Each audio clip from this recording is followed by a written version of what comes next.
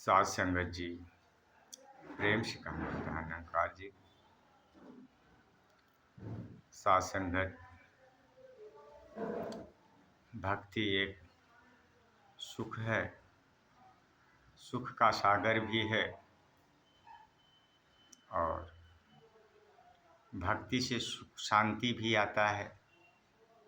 और जब शांति आता है, कहें जब आवे संतोष धन, सब धन धूल समान, तब ये एक समान हो जाता है। संतोष आने के बाद सब्र हो जाता है। क्यों? यह मन तो दौड़ता रहता है, इसके अंदर विकार हैं, काम क्रोध लोभ मोह अहंकार। ये सब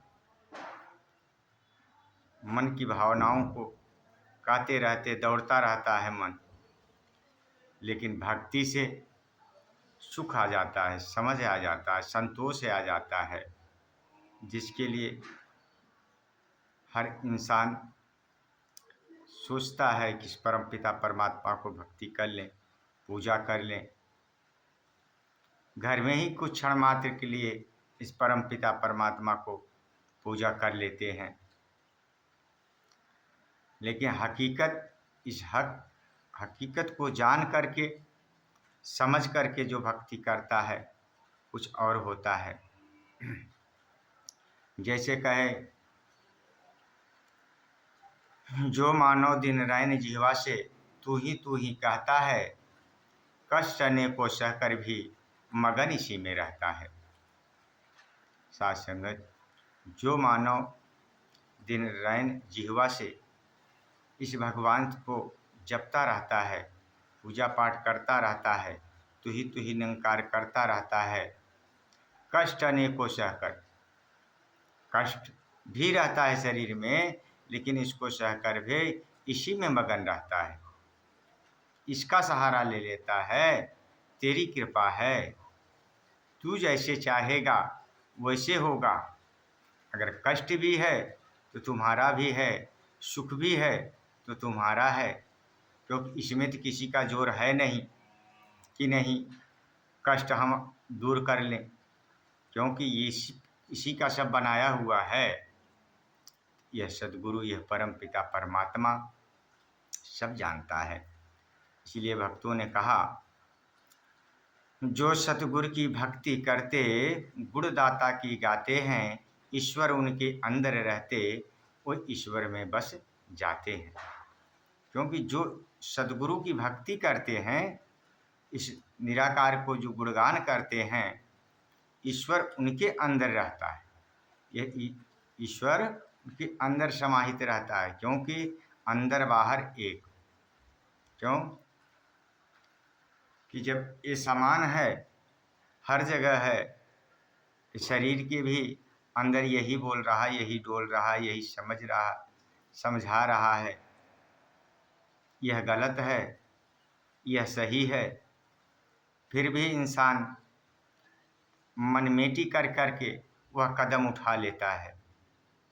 जानता है कि ये गलत काम है, अगर मैं गलत करूँगा तो इसका प्रायश्चित हमको भुगतना पड़ेगा। फिर भी आदमी नहीं मानता है, क्योंकि इसके अंदर काम क्रोध लोभ मोह अहंकार जो 5 हैं, वो सुलझने नहीं देते हैं, वो मानने नहीं देते हैं। इसलिए कामी क्रोधी लालची इनसे न भक्ति होए, कहे भक्ति करे कोई सूरमा, जो जाति वर्ण सब खोए। सबको तजना पड़ता है, सबको समान देखना पड़ता है। जो यह निगाह मिलती है सद्गुरु की कृपा से, तब हमारे ये समझ में आता है, ईश्वर उनके अंदर रहते, वो इसमें बस जाते हैं। क्योंकि इसका सहारा लेते हैं। भाई बिन भक्ति होए, तब इनको समान यह दिखाई देने लगता है, इनका डर हो जाता है। इसे देखने के बाद कोई गलत नहीं करता है, क्योंकि इनके अंदर ये समाया हुआ है, बाहर भी ये दिखाई दे रहा है। साध संगत जी, इसीलिए कहे, उठत बैठत खावत पीवत गान हरि का गाता है, अवतार गुरु के शरण में कोई बिरला बिरला आता है। साध संगत जी, उठते बैठते खाते पीते इस प्रभु का गुणगान हरि का करना चाहिए, क्योंकि इसे जब हम गुणगान करते हैं, इसमें रमते हैं तो रम जाते हैं। क्योंकि सुदामा जी भी इन्हीं प्रभु कान्हा को भक्ति करते थे और भक्ति करते करते पूर्ण भगत हुए और समय के सद्गुरु ने उनको दे दिए क्या? दोनों हे सुधई चुके, विप्र न जानी गाथा, हिने गिने गोपाल जो कुछ न दीनी हाथा। सुदामा जी नहीं समझ पा रहे हैं कि प्रभु हमें क्या दिए। तो साध संगत जी, सदगुरु की महिमा का वर्णन करना साधारण की बात नहीं है। इसलिए कहे, चार मिले 64 किले, 20 करे कर जोर, कहे प्रेमी से प्रेमी मिले, बेह से 7 करोड़। साध संगत जी, यह प्रभु की कृपा है। अवतार गुरु के चरण में कोई बिरला बिरला जाता है। साध संगत जी, जैसे हमें आप किसी ढंग से हम चले गए और संसार में आप किसी से भी कितना विनती करो, समझाओ, लेकिन वो नहीं जा पाता है, क्योंकि ये आने में बहुत कठिन है। सर आवतति कठिनाई, राम कृपा बिन आए न जाए।